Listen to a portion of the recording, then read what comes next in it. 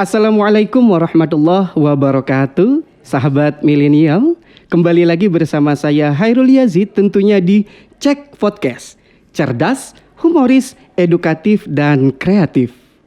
Kali ini kita telah kedatangan bintang tamu yang luar biasa, jauh-jauh dari Provinsi Bengkulu, Sumatera, hadir di tengah-tengah kita di MAN 1 Jembrana dalam rangka studi tiru. Hadir di tengah kita yaitu Bapak Dr. Andes Haji Muhammad Soleh MPD. Beliau merupakan Kepala Bidang Pendidikan Madrasah Kantor Wilayah Kementerian Agama Provinsi Bengkulu. Assalamualaikum Bapak. Waalaikumsalam warahmatullahi wabarakatuh. Gimana kabar Bapak hari ini? Luar biasa. Luar biasa sehat Bapak nggih? Luar biasa, alhamdulillah. Selalu semangat. Mudah-mudahan Bapak selalu sehat, kemudian panjang umur sehingga dapat terus membina teman-teman yang ada di Bengkulu. Siap, alhamdulillah insyaallah. Bapak, sebelum kita ke pertanyaan podcast kali ini Bapak, bisa diceritakan sedikit terkait dengan apa kegiatan Bapak belakangan ini? Silakan Bapak. Mungkin dengan kesibukannya yang luar biasa, supaya sahabat milenial di rumah tahu Bapak. Silakan.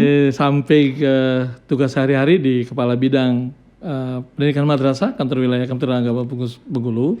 Saya juga aktif di beberapa organisasi seperti di Basnas Provinsi Bengkulu, di Ketua SAI, kemudian di Badan Wakaf Indonesia, saya Sekretaris Badan Wakaf Indonesia. Kemudian juga di LSM saya Ketua Pengurus Harian Daerah Perkumpulan Keluarga Berencana Indonesia. Dan kegiatan sosial lainnya yang biasa saya ikuti di masyarakat, mengisi hari libur, misalnya dengan grup sepeda, kelompok komunitas sepeda. Luar biasa. Karena saya tidak hobi yang lain, saya senang bersepeda. Yang punya cuma sepeda. Jadi saya bersepeda, kemudian dengan masyarakat. Kegiatan sosial lainnya yang bisa saya ikuti dan sepanjang bisa memberikan nilai manfaat bagi masyarakat dalam kehidupan saya. Ya, luar biasa ternyata kegiatan dari Pak Kabid kita. Kayaknya saya perlu berguru dengan Bapak ini. Boleh, saya tunggu di Bengkulu. Amin Bapak. Ya, Bapak, kalau kita bicarakan tentang madrasah yang luar biasa, kemajuannya, perkembangan madrasah saat ini, kalau Bapak bisa ceritakan bagaimana sih perkembangan madrasah khususnya di Provinsi Bengkulu saat ini? Silakan Bapak. Baik, terima kasih ya. Gini ya Mas, saya masuk madrasah itu kan tahun 93 ya, 94 sebagai guru di Madrasah Aliyah. Dan memang sangat jauh distorsi antara madrasah dengan sekolah umum, karena madrasah pada saat itu orang melihatnya sebelah mata aja, malu menyebut kalau saya sekolah di madrasah. Kalau nggak bangga dia masuk madrasah Aliyah misalnya, nggak madrasah masuk madrasah Aliyah dan sebagainya. Ketika saya kemudian dipindahkan ke kantor wilayah karena saya menjadi struktural gitu ya di Kanwil Agama, saya mulai berpikir bagaimana kemudian image masyarakat ini bisa berubah dari tidak suka menjadi suka, dari benci menjadi sayang gitu ya. Jadi dari gak kangen menjadi rindu, kemudian jadi menarik dan sebagainya. Seiring dengan kebijakan Kementerian Agama yang begitu signifikan terhadap perubahan-perubahan perilaku pendidikan di masyarakat kita, dengan adanya dulu kalau nggak salah saya ingat dengan program Bank Dunia, di Bank Dunia, Asia Development ADB, Asia Development Bank, dengan adanya Madrasah Aliyah model, kemudian Sanawiyah model, Ibtidaiyah model dan sebagainya, dan pengembangan lainnya, terakhir diiringi dengan perkembangan Madrasah Cendekia. Jadi saya kira memang sekarang ini kita harus bangga menjadi warga madrasah. Iya dong. Saya lihat ini sesuatu yang sangat perlu kita rasakan, nikmat yang luar biasa. Setelah hampir 20 tahun kita menunjukkan bahwa madrasah itu memang betul-betul bisa berprestasi yang tidak kalah dengan sekolah-sekolah pada umumnya. Iya. Untuk sekarang Bapak mungkin kita tidak malu lagi karena prestasi madrasah luar biasa. Bahkan dari tingkat kabupaten sampai internasional dikuasai oleh madrasah Bapak. Indikasinya kan sekarang kayak gini ya Mas, bahwasanya sekarang nilai jual madrasah itu semakin tinggi. Iya betul. Saya akui di Bengkulu tuh ya, banyak swasta tutup ya, madrasah atau sekolah umum tutup deh. Bukan karena ada sekolah negeri, tapi ada madrasah swasta saja. Luar biasa. Swasta saja bisa berkontribusi yang luar biasa terhadap masyarakat kita. Artinya banyak sekolah yang memang saya ikuti perkembangannya, dia bagus secara signifikan pertumbuhannya, baik menyangkut kuantitas, jumlah murid dan kemudian kualitas kelulusannya yang memang bisa melanjutkan ke sekolah-sekolah lanjutan yang lebih baik, ini menjadi nilai jual tersendiri di masyarakat. Betul. Jadi saya katakan bahwa sekarang ini banyak bahkan kementerian dinas pendidikan itu bergandingan dengan kita loh sekarang loh. Katanya dia bilang begini, ayo dong, madrasah tuh bikin zonasi juga. Nggak bisa saya bilang, karena kita kan tidak tumbuh kembang di mana-mana. Iya, betul. Sementara mereka harus zonasi kan, sekolah-sekolah SD zonasi, SMP zonasi. Jadi kesulitan murid ketika kita tidak zonasi. Tapi itulah sebetulnya yang menjadi tantangan tersendiri bagi kami dalam hal ini pengelola madrasah baik struktural maupun kawan-kawan di lapangan.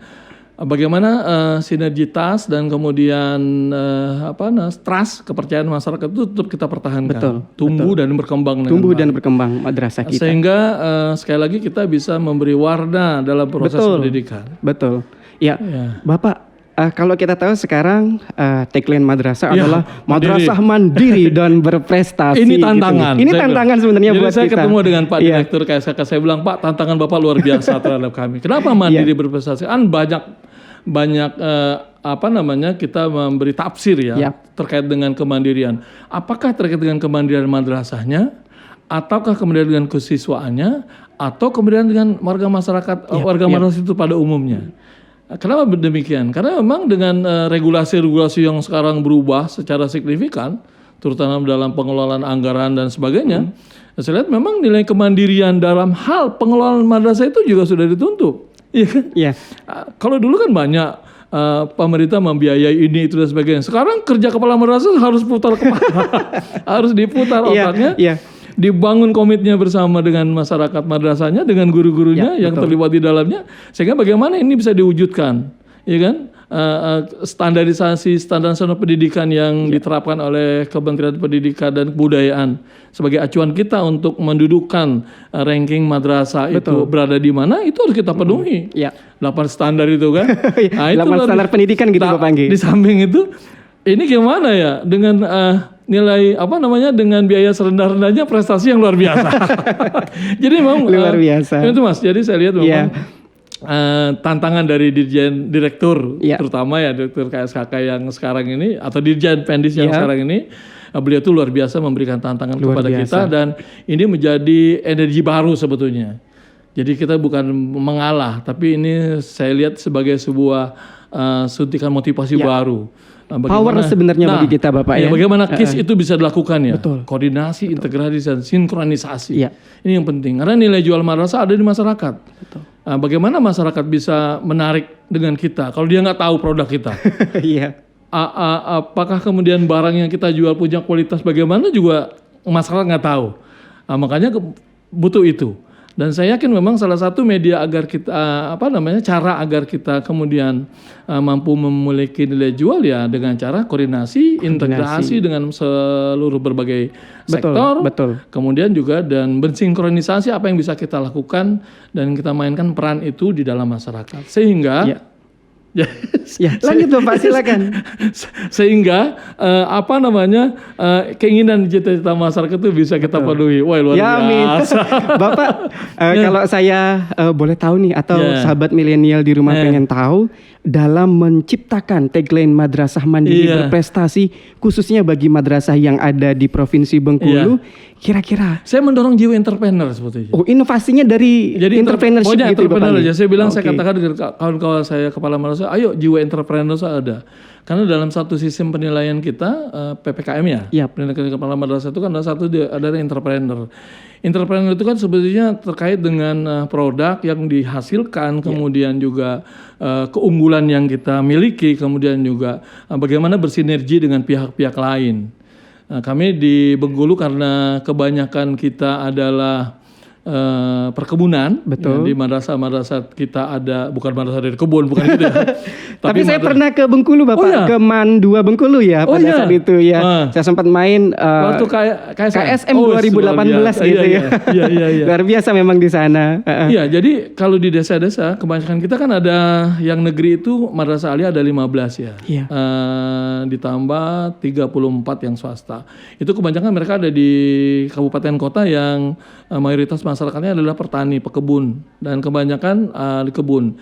Jadi saya katakan bagaimana kemudian madrasah mampu bersinergi dengan pihak-pihak ketiga, dengan masyarakat, dengan perusahaan-perusahaan perkebunan itu akan berkontribusi dengan masyarakat. Alhamdulillah, bantuan komputer misalnya, kemudian bantuan macam-macam dibantu oleh pihak-pihak ketiga yang bisa membentuk kemandirian dalam hal manajemen loh ya.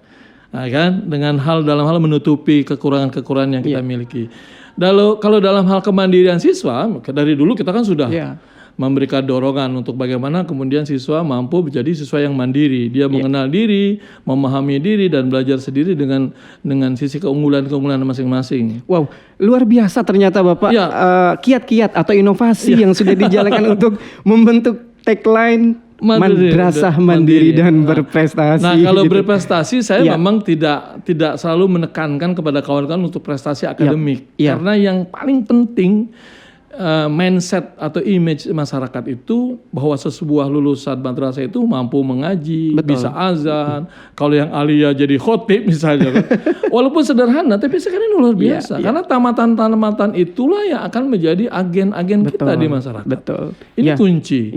Jadi ini kuncinya, sehingga tidak hanya prestasi akademik dalam hal mata-mata pelajaran itu, bagaimana juga prestasi non-akademik yang lain yang bisa mereka tunjukkan di masyarakat dan menjadi agen kita, agen promosi kita di masyarakat yang secara tidak langsung memberikan kontribusi yang besar kepada kita semua. Karena Bapak pengalaman kita ini memang kecerdasan. Semua siswa itu kita yakin cerdas gitu Bapak Baik ada dari segi akademik maupun non-akademiknya, mungkin dari segi non-akademik dia akan berperan di masyarakat. Itulah madrasah seperti itu Bapak ya. Benar. Jadi saya kan pengalaman di madrasah 10 tahun ya. Sebelum saya pindah ke struktural. Jadi dulu madrasah aliyah, saya di madrasah aliyah negeri 1 ya. Itu nggak ada penduduk atau siswanya yang dari pinggiran kota, semuanya di kota itulah, itu pun yang miskin gitu ya, yang sudah nggak dapat sekolah di sekolah negeri, mendaftarnya ke MAN. Lalu kemudian kita berpikir di sekolah di madrasah ya, saya waktu itu dikasih wakil kesiswaan, kemudian mencoba membawa mereka sosialisasi lewat ceramah-ceramah dan sebagainya, kita bawa betul. Muridnya siswanya gitu ya tahun 90-an dengan berbagai macam cara. Alhamdulillah setelah setahun berikutnya mereka banyak anak-anak yang masuk ke madrasah kita dan jumlah murid kita sudah bertambah secara signifikan. Luar biasa untuk Bapak inovasinya, luar biasa. Cuman memang kita sadari ya, karena teman-teman siswa-siswa kita yang berlatar pendidikan itu kan berpengaruh ya. Sama dengan Pak Habibie kan bilang, IQ itu kan sebetulnya sangat dipengaruhi oleh lingkungan juga kan. Nggak ada orang pintar tanpa belajar gitu kan. Nggak mungkin orang bisa disamakan perilakunya. Tidak, karena perilaku lingkungan seperti Rasulullah kan sampaikan ya yurud al fitrah, masyarakat lingkungan itu kan. Jadi kecerdasan pun sebetulnya dipengaruhi oleh lingkungan juga. Anak-anak yang tidak pernah dikenalkan dengan teknologi disuruh kunci itu nggak tahu dia kan. Nah, jadi saya meyakini bahwa yang paling penting adalah kemauan, motivasi. Dan kalau motivasi sudah tinggi untuk bisa menjadi atau ingin mewujudkan sesuatu impian, nah ini kita fasilitasi dengan baik. Tapi kita yakin Bapak, adik-adik kita adik-adik madrasah kita selalu termotivasi untuk memberikan yang terbaik untuk negeri ini. Tentunya seperti itu Bapak. Bapak tadi dengan rombongan sudah datang ke MAN 1 Jembrana gitu sudah mampir di madrasah kita di salah satu madrasah aliyah yang ada di Provinsi Bali. Bapak kalau saya boleh nih Bapak cerita sedikit, apa sih kesan dan pesan kepada MAN 1 Jembrana di sini? Yang jelas saya akui teamworknya luar biasa. Tepuk tangan. Alhamdulillah. Saya akui teamworknya itu, karena memang sekali lagi teamwork itu yang akan membangun sebuah image gitu ya. Kerja tim itulah yang akan membangun sebuah prestasi. Gak bisa orang so must go on, gak bisa. Jadi dia harus membangun image di timnya, dan ini kelihayan dan kemampuan pimpinan. Nah itu juga kan. Jadi kelihayan kepemimpinan memanfaat potensi-potensi yang kita miliki dan kita kembangkan, diberi reward, diberi penguatan, ya kan? Diberi sedikit anggaran. Karena saya tahu anggarannya kecil kan. Ada inovasi. Tapi inovasi itu yang luar biasa sehingga bisa memberikan kontribusi. Jadi saya ketika masuk sini luar biasa. Jadi tim kerja itu. Yang kedua memang kemampuan mengelaborasi berbagai kekuatan yang kita miliki di masyarakat dan sebagainya. Artinya balik ke pembicaraan saya pertama bahwa sebetulnya nilai jual kita sangat itu oleh masyarakat. Betul. Nah, bagaimana masyarakat kita bisa penuhi? Tentu ada survei. Jangan salah ya Mas, karena bukan hanya produk baru yang harus kita survei, produk kita pun harus kita survei. Betul. Saya sering sampaikan juga, ayo survei masyarakat dong. Kebutuhan mereka apa sih terhadap sebuah madrasah, keberadaan kita di sini, gitu kan? Mau apa sih mereka, gitu kan? Apa sih keinginan Apa sih kebutuhannya, mungkin seperti itu ya Bapak ya. Jadi ketika dia hasil survei kita menunjukkan maka kita coba melakukan mengelaborasi sebagai berbagai macam kekuatan kita. Dan saya katakan makanya dalam berbagai macam kesempatan saya tidak pernah mencoba melemahkan gitu ya. Oh kita kenapa nggak bisa, nggak gitu. Sebetulnya kita punya kekuatan masing-masing. Iya. Jangan disamakan Man 1 Jembrana dengan Man Kota Bengkulu kan. Di Bengkulu sudah hebat banget ya. Yang Mas kunjungi itu Man 2 tuh, udah hebat ya, muridnya hampir 800. Muridnya 800 lebih itu. Nah, tapi dalam punya kelebihan kan, tapi dibandingkan isi lain dia akan punya sisi kelemahan. Karena teman-teman di sana, saya kebetulan punya teman juga di Bengkulu, potensi yang ada di lingkungan Bapak Anggi yang dieksplor seperti itu ya, setahu saya ya. Jadi gitu, sehingga bisa. Ada satu yang sering saya sampaikan, kenapa kamu orang kok kalah? Kira-kira bahasa Bengkulu begitu ya. Kenapa kamu orang kok kalah dengan SMP IT, SD IT, SMA IT? Padahal kita punya segala-galanya. Iya kan? Iya. Apa kelebihan dia? Hafal 3 juz. Cobalah cek 3 juznya tuh. Betulan nggak 3 juznya? Kan gitu kan? Jangan-jangan cuma hafal sebentar. Selesai. Padahal kurikulum yang dipakai oleh sekolah-sekolah terpadu itu adalah kurikulum madrasah. Dan kita lebih bisa madrasah. Kita punya itu Bapak ya, kita punya senjatanya. Logikanya begini Mas, Mas punya favorit nggak? Idola, aktor atau penyanyi idola? Punya. Ya kan? Kalau kita punya idola, sang idola itu, kapan dia pakai baju kostum idolanya? Setiap hari kan? Iya. Dia pakai aksesoris setiap hari kan? Sementara yang saking cintanya. Yang diidolakan tuh kapan dia pakai kostum? Ketika mau tampil kan? Ketika mau tampil aja kan? Mau tampil aja. Nah guru-guru kita kebanyakan begitu saya katakan. Kamu orang bilang guru-guru itu, Mas mau tampil aja dia. Sementara hariannya nggak pernah dia pakai. Padahal teman-teman di sekolah-sekolah terpadu itu dia tiap hari pakai baju. Padahal di sini kan dapat saya garis bawahi proses Bapak ya. Proses yang harus kita lalui. Step by step itu untuk menjadi madrasah unggulan seperti itu Bapak Anggi. Makanya saya bilang nggak bisa kita samakan kondisi madrasah dengan geografis yang berbeda, dengan kondisi lingkungan yang berbeda. Kita samakan harus begini, tidak. Dia harus punya keunggulan dan kelebihan masing-masing yang kita miliki oleh masyarakat sekitar. Dan yang paling penting adalah satu.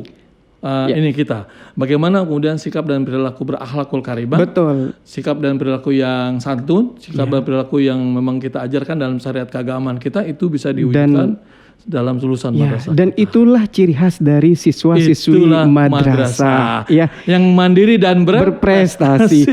Bapak karena keterbatasan waktu, sebelum cek podcast kali ini saya tutup, apa harapan Bapak ke depan untuk madrasah di seluruh Indonesia sebagai closing statement hari ini? Sebagai closing statement saya hari ini adalah mari masyarakat madrasah kita tunjukkan bahwa kita mampu bersaing dengan lembaga pendidikan manapun yang setara dengan kita, dan kita bisa mewujudkan cita-cita masyarakat yang berakhlakul karimah, berperilaku positif dan berilmu pengetahuan yang sesuai dengan ajaran-ajaran agama kita. Iya.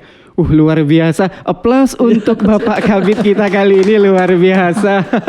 Bapak karena keterbatasan waktu sebenarnya pengen banyak sekali berbincang dengan Bapak di sini, menggali ilmu beliau apa sih yang ada di Madrasah Bengkulu, sebenarnya pengen. Cuma karena keterbatasan waktu Bapak Anggi, mudah-mudahan kita sehat selalu dan dapat bertemu kembali, khususnya kemungkinan atau kita berharap kita dari Man 1 Jembrana dapat ke Bengkulu, atau sebaliknya nanti teman-teman dari Bengkulu kembali lagi ke sini. Boleh saya kasih pantun ya? Boleh sebagai closing statementnya Bapak. Batik Busure ada di Bengkulu. Luar biasa nih. Dijual orang di pasar Minggu. kehadiran teman-teman MAN 1 Jembrana ke Bengkulu kami nantikan dengan penuh rindu. Amin, ya Allah luar biasa Bapak Kabid. Oke, ya sahabat milenial di rumah, tak terasa karena keterbatasan waktu sehingga Cek Podcast kali ini harus kita akhiri. Sebelumnya saya ucapkan terima kasih untuk Bapak Kabid berkenan dengan kita melaksanakan Cek Podcast di sini. Kemudian untuk sahabat milenial di rumah, saya akhiri Cek Podcast kali ini bersama saya Hairul Yazid. Cek Podcast, cerdas, humoris, edukatif, dan kreatif. Wassalamualaikum warahmatullahi wabarakatuh. Waalaikumsalam warahmatullahi wabarakatuh.